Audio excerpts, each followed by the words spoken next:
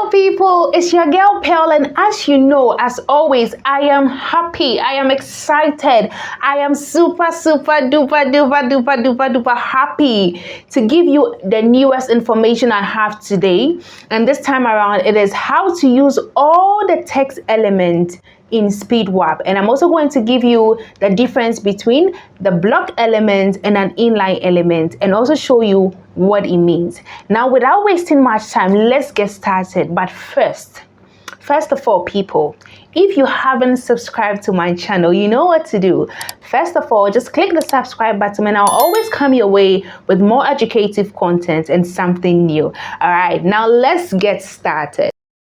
Now, first of all, let me quickly tell you or define what a block element is and an inline element is. So when it comes to block element, any element that starts on a new line for a paragraph and uses the full page is a block element, okay? So any element at all that covers the full width of a page and also always starts on a new paragraph is a block element.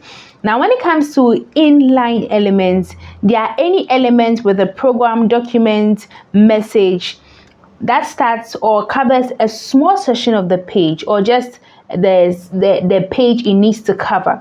Okay, now let me show you what a block element looks like. Okay, now when you come to text, the title is a block element. So for instance, when I drag and I drop title, you can see that it covers the full width of the page. All right, and it starts on a new page as well. That is one property of a block element. So the first property of a block element is that it starts on a new line, and the second one is that it takes the full width available. So this is the width available and it has occupied the full width. Now let's quickly look at another example of a block element. So when I drag and drop paragraph, it does the same thing. It covers the whole width of the page and it equally starts on a new line. And you can see that it has a top margin and a bottom margin. That is the property, another property of a block element. Now let's look at other block elements as well. Now the list item and list right here, which is the template, are also block elements. So when I drag and drop, it does the same thing, or it has the same attributes and component. It starts on a new line, it covers the whole width of the page, okay? Or it starts on a new paragraph, or it starts a paragraph afresh. Now all these are block elements, okay? So let's go over the properties again. The first one is that it always starts on a new line. The second one is that it takes up the full width available. And maybe the last one is that it has a bottom margin and also a top margin. So all these are components of a block element. Now when it comes to inline elements also have properties. But first of all, before we go to the properties, let me give you or show you an example of what an inline element is. Okay, so let's click here and let's drag and drop span. Okay, let's drag and drop span again. Okay, so you can actually see that this is not covering the whole width of the page.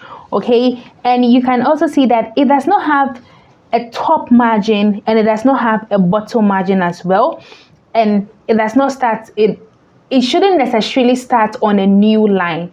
Okay, so the first property of an inline element is that it would not always start on a new line, and it doesn't cover the whole width of the page, or it doesn't cover the whole width of whatever document you are working with.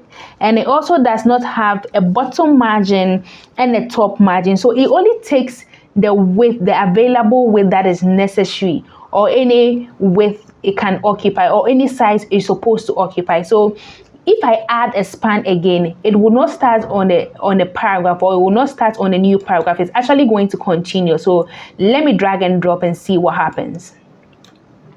Okay, so you can actually see that it has added up here. So which tells you that it is a property of a span element. It does not start on a new paragraph, or it does not start on a new page. And also it covers the width available, and it has no bottom margin, and it has also no top margin. Now these are the properties of the inline elements and the block elements, and I know by now you already know how to use them as well. Okay, people, that brings us to the end of today's session. And if you stayed with me from the beginning to the end, I am super, super, super grateful.